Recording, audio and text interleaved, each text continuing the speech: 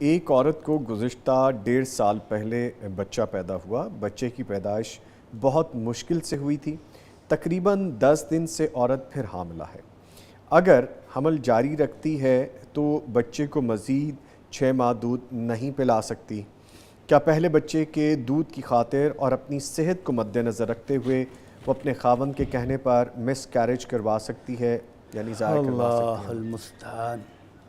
نامی صاحب، پہلی بات تو یہ ہے کہ یہ اللہ کی جو نعمت ہے نا، اس کا ہم جتنا شکر ادا کریں وہ کم ہے۔ جی، کتنے لوگ ہیں جو ایک بچے کو ترستے ہیں، ساری عمر علاج کرواتے ہیں کہ اللہ ہمیں ایک بچہ دے۔ ایگزیکٹلی، بالکل۔ اور دوسری طرف ابھی سوشل میڈیا پر ایک خبر چل رہی ہے کہ ایک افریقی کو اللہ نے 4 مرتبہ جڑواں بچے دیے، جی، اور 5ویں دفعہ جب اس کو پتہ چلا کہ میرے پاس پھر جڑواں بچے پیدا ہو رہے ہیں تو وہ بیچ چھوڑ کے بھاگ گیا ہے اللہ اکبر، اللہ کہ میں نہیں پال سکتا اتنے بچوں کو۔ اللہ اکبر۔ تو یہ جو بہن کا یا بھائی کا سوال ہے، اس کے 2-3 جواب ہیں۔ نمبر 1، کیا 2 سال دودھ پلانا ضروری ہے، واجب ہے؟ انہوں نے کہا 1.5 سال تو دودھ پلا لیا ہے، تو جس بچے نے 1.5 سال والدہ کا دودھ پیا ہو وہ تو پہلے ہی پہلوان ہو چکا ہوتا ہے، اور 1.5 سال کا بچہ ماشاءاللہ اب دیگر ساری غذائیں کھانی شروع کر دیتا ہے، تو اب اس کو دودھ کی اتنی حاجت نہیں ہوتی، بس وہ ایک چسکا رہ جاتا ہے کہ ماما کا دودھ، بس اور کوئی ضرورت نہیں ہوتی۔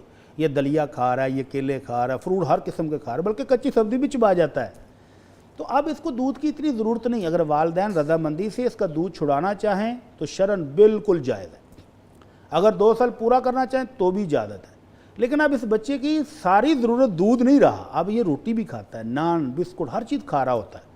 یہ آپ کا اور میرا مشاہدہ ہے کہ 1.5 سال کا بچہ جو ماں کا دودھ پی کے پل رہا ہو وہ اچھا خاصا صحت مند ماشاءاللہ ہوتا ہے، تو اب اس کی ضرورت نہیں ہے کہ اس کو 6 ماہ مزید بھی پلایا جائے، پلانا چاہیں تو ان کی مرضی ہے۔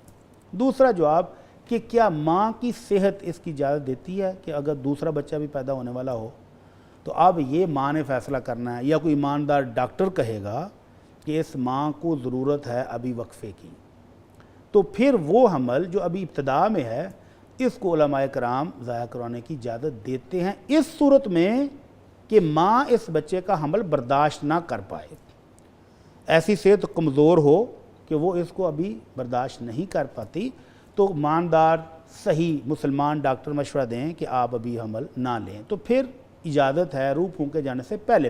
ٹھیک۔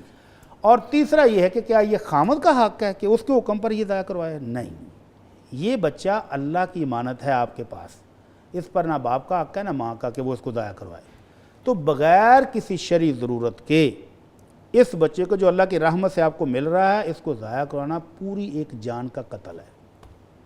جب اس میں روح پھونکی جائے گی تو پھر تو کوئی ضرورت بھی ہو تو بھی جائز نہیں ہے، پھر حکم یہ ہے کہ ماں اس کو برداشت کرے اللہ کی رضا کے لیے۔ بعض دفعہ ہوتا ہے نا ڈاکٹر کہہ دیتے ہیں کہ بچے کے میں یہ نقص ہے، بچے میں یہ نقص ہے، ماں فوت ہو جائے گی، ماں کو یہ ہو جائے گا، وہ کہتے ہیں نہیں، اب اللہ کی رضا پر راضی رہیں، اللہ کی رضا کے لیے صبر کریں، برداشت کریں اور اس بچے کو پیدا کریں۔